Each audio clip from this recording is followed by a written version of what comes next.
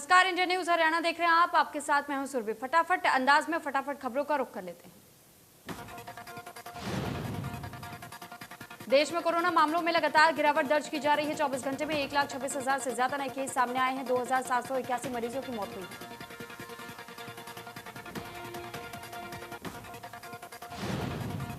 दूसरी लहर के बीच अब देश में एक्टिव केस 18 लाख से ज्यादा है। कोरोना मरीजों के ठीक होने की रिकवरी रेट में बढ़ती देखी गई है। देश में रिकवरी दर 90% से ज्यादा।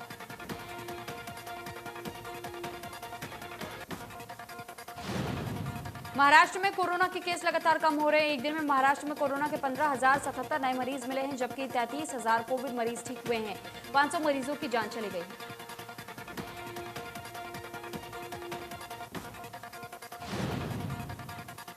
दिल्ली में 24 घंटे में 648 से ज्यादा केस सामने आए हैं। 86 मरीजों ने दम तोड़ दिया है। दिल्ली में अब 11,000 से ज्यादा केस एक्टिव हैं। हरियाणा में कोरोना संक्रमण की रफ्तार कम हो रही है। पिछले 24 घंटे में प्रदेश में कोरोना के 1,246 नए केस मिले हैं, जबकि 82 मरीजों की मौत हुई है।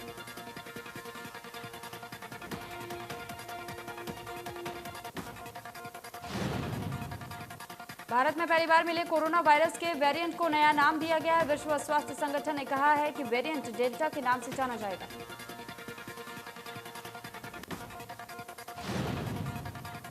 जबकि यहां मिला एक दूसरा वेरिएंट कप्पा नाम से जाना जाएगा। कोरोना के इन स्वरूपों की पहचान सबसे पहले अक्टूबर 2020 में भारत में हुई थी।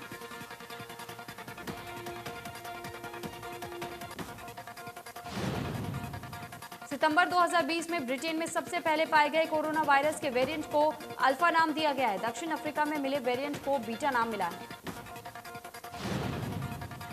कोविड मरीजों से ओवरचार्ज करने वाले निजी अस्पतालों पर गिरेगी गाज। हरियाणा में निजी अस्पतालों का होगा ऑडिट। सरकार ने जारी किए सभी डीसी को आदेश।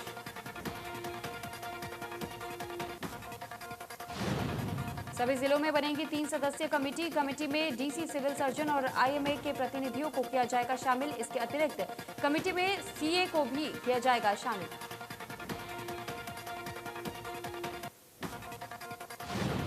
मुख्यमंत्री मनोहर लाल दिल्ली दौरे पर है, जहां उन्होंने पीएम मोदी से मुलाकात की और कई अहम मुद्दों पर चर्चा की।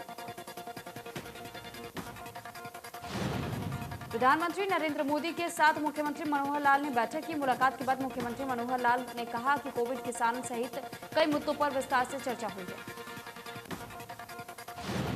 प्रधानमंत्री नरेंद्र मोदी से तीसरी लहर को लेकर भी चर्चा की गई। उन्होंने हरियाणा की कोविड से निपटने की व्यवस्थाओं पर संतोष जताते हुए आगे है कहा।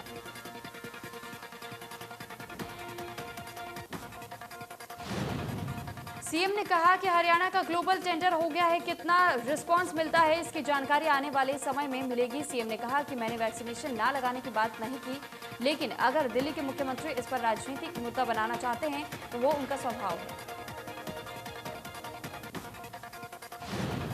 केजरीवाल पर निशाना साधते हुए सीएम ने कहा कि दिल्ली को हरियाणा से ज्यादा वैक्सीन मिली। केवल राजनीति करना ठीक बात नहीं है। दिल्ली को देश भर में सामान्य बंटवारे से ज्यादा ही वैक्सीनेशन मिल रही है।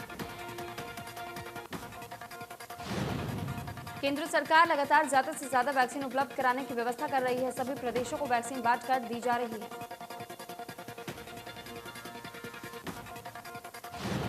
हरियाणा में लीज होल्डर को मालिकाना हक देने की घोषणा पर फरीदाबाद के व्यापारियों ने सीएम से मुलाकात कर उनका आभार जताया है। बीजेपी प्रदेश अध्यक्ष ओपी धनखड़ ने कहा कि कोरोना महामारी के इस दौर में भाजपा कार्यकर्ता सेवा ही संगठन के रूप में जुटे रहे। कोरोना के इस दौर में भाजपा ने 50 सेवा रसोई चलाई है।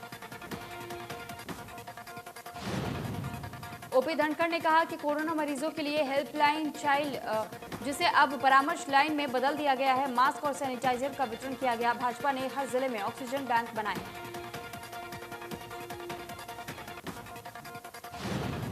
स्वास्थ्य मंत्री अनिल विज ने एक बार फिर राहुल गांधी पर पलटवार किया। उन्होंने कहा कि राहुल गांधी को अपनी पार्टी की ओर ध्यान देना चाहिए। उन्होंने कहा कि राहुल गांधी तो हमेशा वैक्सीन को लेकर भाजपा सरकार पर सवाल उठाते रहे हैं, लेकिन अब राजस्थान में वैक्सीन के डस्टबिन में मिलने के बाद राहुल गांधी को जवाब देना चाहिए। अनिल विज ने साथ ही हरियाणा में लोग कई सालों से म्यूनिसिपैलिटी की जमीन पर किराए पर बैठे थे और उनके अधिकार नहीं थे, टूट जाती थी तो ठीक नहीं करवा सकते थे। सरकार ने 20 साल से ज्यादा इस जमीन पर बैठे लोगों को कलेक्शन रेट पर मालिकाना हक देने का काम किया है। राहुल गांधी द्वारा दिए गए बयान पर अनिल विज ने अपनी प्रतिक्रिया दी है। विज ने कहा कि राहुल गांधी से अपनी पार्टी तो संभाली नहीं जाती और वो हमारी पार्टी की चिंता कर रहे हैं। किसान आंदोलन को लेकर अनिल विज ने कहा कि आंदोलन करना हर किसी का अधिकार है, हर किसी की अपनी विचारधारा है और अपनी विचारधारा को आगे बढ़ाना का हक सबको है और वो आंदोलन करे, लेकिन कानून को कभी अपने हाथ में न ले। प्रदेश सरकार में ओएसडी गजेंद्र फोगाट ने ओलंपियन शूटर मनु भाकर से उनके घर जाकर मुलाकात की और परिवार का हालचाल जाना।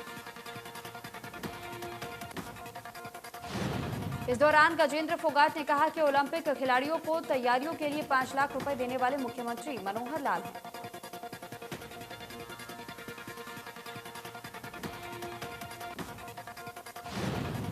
गजेंद्र फोगाट ने कहा कि पूरे देश में हरियाणा सरकार ही ऐसी सरकार है जिसने ओलंपिक टिकट मिलने पर खिलाड़ियों को 15 लाख रुपए और ओलंपिक गोल्ड मिलने पर 6 करोड़ रुपए देने की घोषणा की है। हमारे खिलाड़ी हमारा मान है।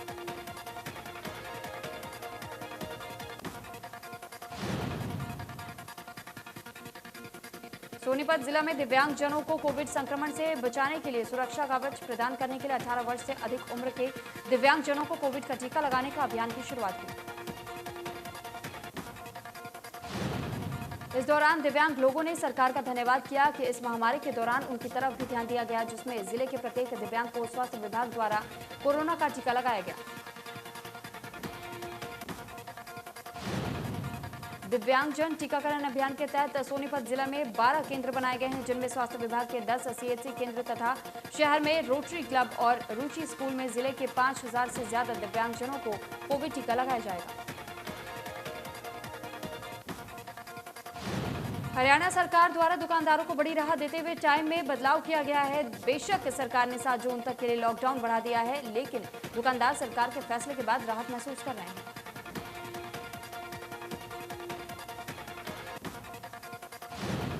करनाल में कांग्रेस ने सरकार के खिलाफ थाली बजाकर हल्ला बोल किया। कांग्रेस पार्टी के कार्यकर्ता चम्मच के साथ थाली बजाते हुए जिला सचिवालय में पहुंचे और सरकार के खिलाफ राज्यपाल के नाम एसडीएम को ज्ञापन सौंपा। कांग्रेस का कहना है कि वो किसानों के साथ डटी हुई है और सरकार को जल्द से जल्द उनकी समस्या का समाधान निकालना चाहिए। कांग्रेस का ये प्रदर्शन सरकार पर दबाव बनाने के लिए। किरण चौधरी ने ट्वीट कर सरकार पर निशाना साधते हुए कहा कि क्या सरसों का तेल 170 के पार पहुंच गया है? साहब, क्या खाने के तेल के भाव भी अंतर्राष्ट्रीय बाजार में तय होते हैं?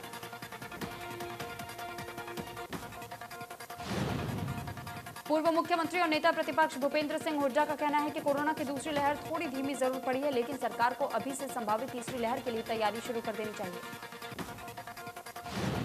भूपेंद्र सिंह हुड्डा ने कहा कि महामारी को रोकने में सरकार विफल रही है। ये बात उन्होंने बल्कि खुद प्रदेश के स्वास्थ्य मंत्री ने मानी थी। उन्होंने बयान जारी करके कहा था कि हालात इतने खराब हो चुके हैं कि अब व्यवस्थाएं बनाने के लिए सेना का सहारा लेना होगा।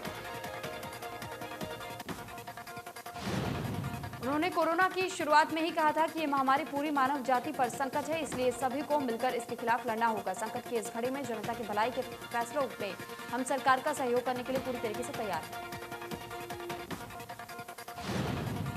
हुड्डा ने कहा कि वो स्वतंत्रता सेनानी परिवार से आते हैं, इसलिए उन्होंने मूल्यों के साथ कभी समझौता नहीं किया, कभी अवसरवादी राजनीति नहीं। हुड्डा ने कहा कि अपनी जिम्मेदारी निभाने के बजाय सरकार अपनी विफलताओं का ठीकरा विपक्ष और किसानों पर फोड़ना चाहती है, जबकि उसे एक कदम आगे बढ़कर किसानों से बात करनी चाहिए और सम्मानजनक समाधान निकालना चाहिए। बॉक्सर अनुपमा ने दुबई में लहराया परचम। एशियन बॉक्सिंग चैंपियनशिप में मिला रजत पदक। पलवल की रहने वाली है खिलाड़ी।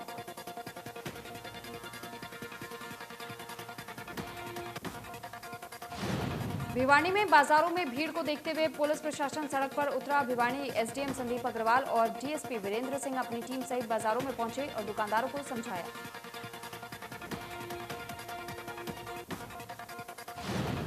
कोरोना काल और निगम परिसर में जनता की भीड़ को देखते हुए अंबाला नगर निगम में अब जनता को डोर टू डोर जन्म मृत्यु और विवाह प्रमाण पत्र उपलब्ध करवाना शुरू कर दिया है। इसके लिए जनता को निगम के नंबरों पर संपर्क कर आवेदन करना होगा। उसके बाद निगम की टीम घर जाकर प्रमाण पत्र के लिए जरूरी दस्तावेज लेगी। उसके कुछ दिन बाद घर पर बैठे ही आवेदक को प्रमाण पत्र मिल जाएगा। निगम ईओ ने बताया कि इस सेवा के शुरू होने के बाद नगर निगम में आने वाले लोगों की भीड़ में कुछ कमी आई है। अब हमें इस सेवा की ओर तेज कर दिया है। जिला प्रशासन की ओर से सिरसा में लेफ्ट राइट फॉर्मूले के हिसाब से दुकान खोलने के आदेश जारी किए गए हैं। इस आदेश को व्यापारियों के रूबरू करवाने के लिए हरियाणा प्रदेश व्यापार मंडल के जिलाध्यक्ष हीरालाल शर्मा ने व्यापारियों के साथ मिलकर बाजार का निरीक्षण किया। हरियाणा प्रदेश व्यापार मंडल के जिलाध्यक्ष हीरालाल शर्मा ने कहा कि जिला उपायुक्त के आदेश अनुसार बाजार लेफ्ट राइट फॉर्मूले से ही खुले हैं। बाजारों में लेफ्ट वाली दुकानें खुली हैं। वहीं व्यापारियों ने कहा कि बहुत अच्छा निर्णय है प्रशासन का लेफ्ट राइट के हिसाब से दुकानें खोलने का। हम इसकी सराहना करते हैं। सुबह 9 बजे से दोपहर 3 बजे तक बाजार खोलने से कुछ राहत मिलेगी।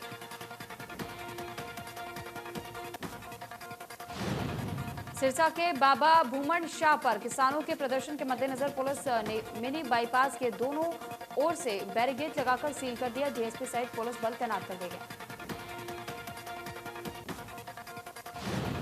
अंबाला कैंट 12 क्रॉस रोड पर 7 एकड़ जमीन पर 4 दीवारी बनाकर कब्जा कर रहे लोगों की उम्मीदों पर नगर परिषद के कर्मचारियों ने पंजा चलाकर पानी फेर दिया।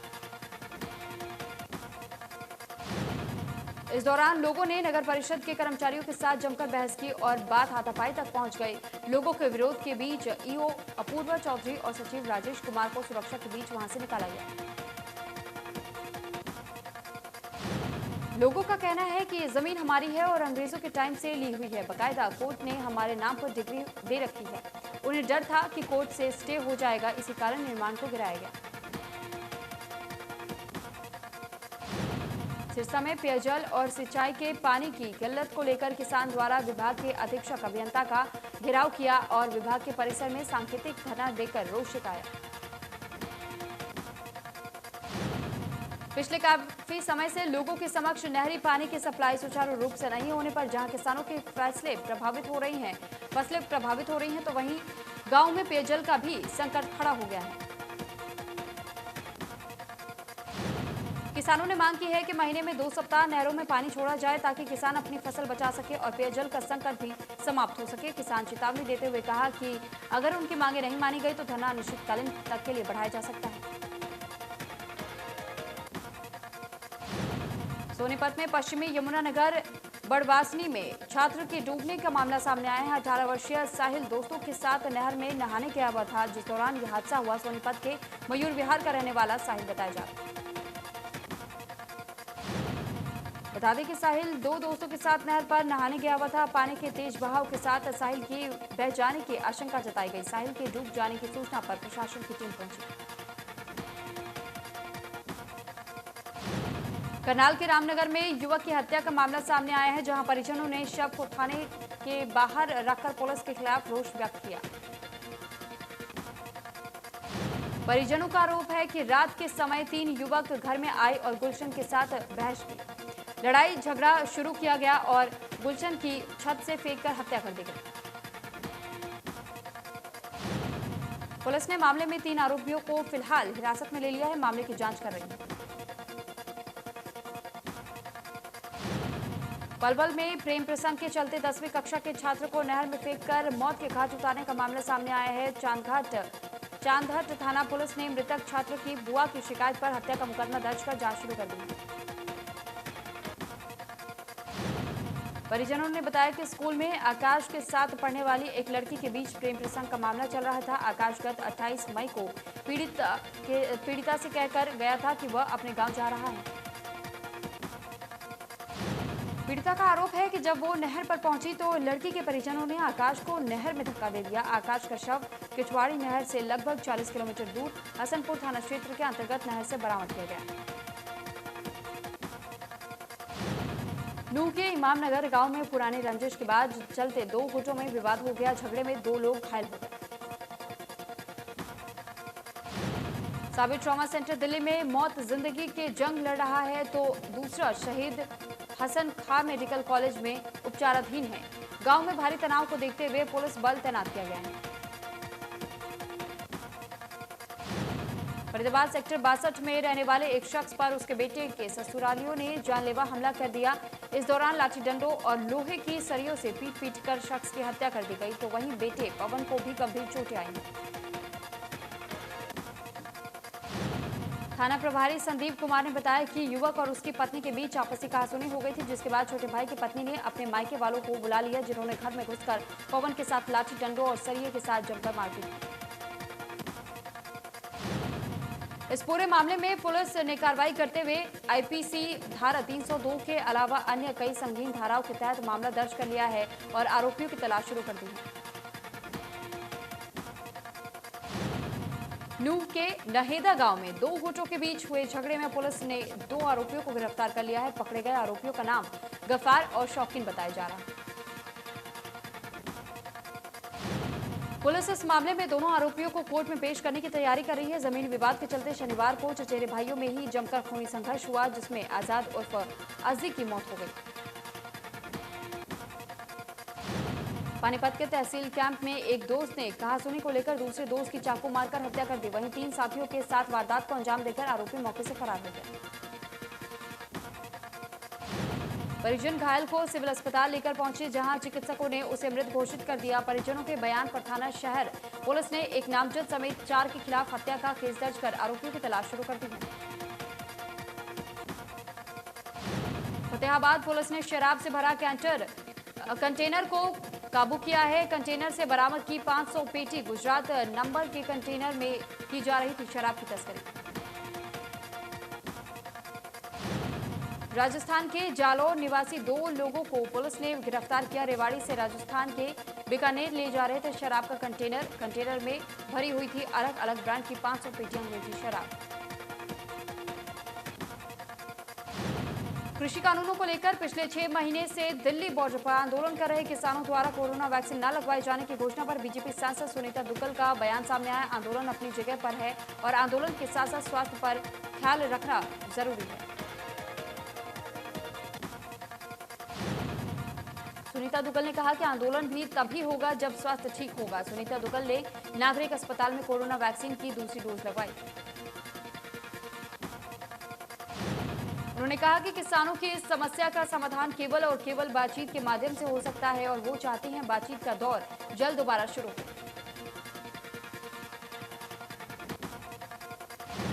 कुरुक्षेत्र में एक ही दिन में ब्लैक फंगस के 3 मामले मिलने से हड़कंप मच गया। मरीजों को उपचार के लिए कल्पना चावला मेडिकल कॉलेज भिजवाया गया। सिविल सर्जन डॉक्टर संतलाल ने कहा कि ब्लैक फंगस के मरीजों को सावधानी बरतने की जरूरत है और अगर किसी व्यक्ति को लगता है कि उसे ब्लैक फंगस के लक्षण है तो तुरंत आगे आकर अस्पताल में उपचार कराएं। गोहाना के नागरिक अस्पताल में दिव्यांगजनों के लिए कोविड-19 टीकाकरण अभियान चलाया गया। दिव्यांगजनों को टीकाकरण केंद्र तक पहुंचाने के लिए व्यवस्था की गई।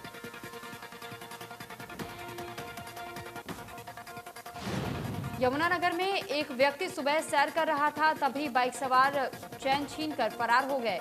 इस वारदात की सारी तस्वीरें सीसीटीवी कैमरे में कैद हो गई। सोनीपत के जिला कारगर से जमानत पर आए एक युवक को बाइक पर आए 2 युवकों ने दिन दहाड़े ताबड़तोड़ गोलियां बरसाकर हत्या कर दी। पुलिस ने शव को कब्जे में लेकर परिजनों की शिकायत पर केस दर्ज कर लिया। पुलिस ने आरोपियों की तलाश को लेकर 3 पुलिस टीमों का गठन कर दिया है, जो जल्द ही वारदात को अंजाम देने वाले आरोपियों को गिरफ्तार करेगी।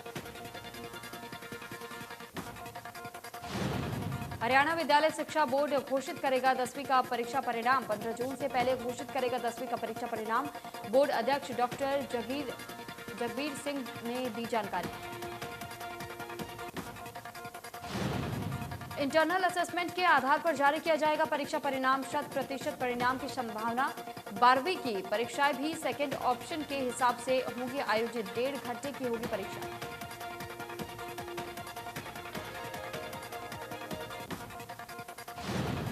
केरल में मानसून के आगमन में 2 दिन की देरी हो सकती है और राज्य में अब 3 जून तक मानसून पहुंचने का अनुमान है। भारत मौसम विज्ञान विभाग ने ये जानकारी दी है। विभाग ने कहा कि 1 जून से दक्षिण पश्चिम हवाएं धीरे धीरे जोर पकड़ सकती हैं, जिसके चलते केरल में बारिश संबंधी गतिविधियों में तेजी आ सकती है। लिहाजा केरल में 3 जून के आसपास मानसून के पहुंचने की उम्मीद है।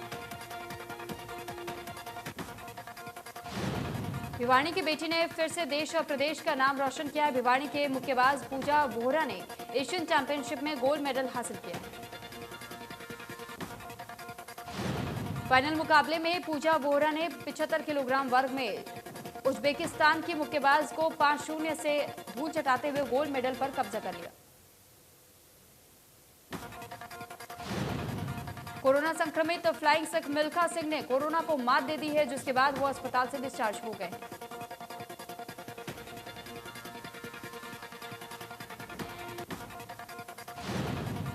कोरोना से ठीक होने के बाद कई मरीजों को तरह तरह के इन्फेक्शन से जूझना पड़ रहा है। ब्लैक फंगस के बाद एक और इन्फेक्शन धीरे धीरे अपने पैर पसार रहा है, जिसका नाम एस्परजिलोसिस है।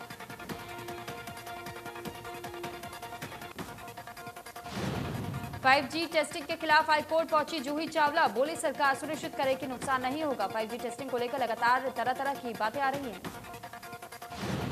फिल्म अभिनेत्री जूही चावला ने दिल्ली हाईकोर्ट में याचिका दायर कर दी है। जस्टिस सी हरिशंकर की अगुवाई में मामले की सुनवाई हुई और अब इसे अगली बेंच को ट्रांसफर कर दिया गया है। आगे सुनवाई 2 जून को की जाएगी।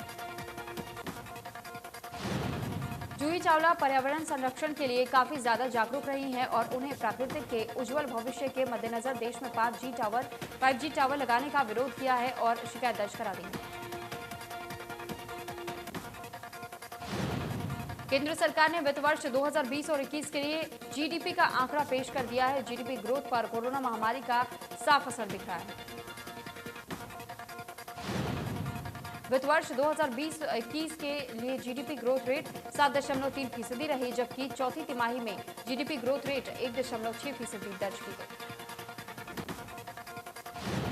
इकोनॉमी के मोर्चे पर कोरोना संकट के बावजूद धीरे धीरे स्थिति बेहतर हो रही है। चौथी तिमाही में जीडीपी ग्रोथ रेट 1.6% इसका सबूत है।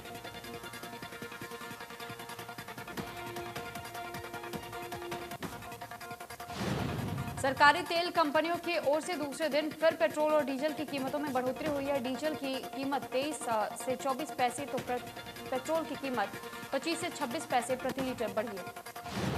पहली बार मुंबई में पेट्रोल की कीमत 100 रुपये 72 पैसे तक पहुंच गई है। दिल्ली में पेट्रोल का दाम 94 रुपये 49 पैसे, जबकि डीजल का दाम 85 रुपये 38 पैसे प्रति लीटर है।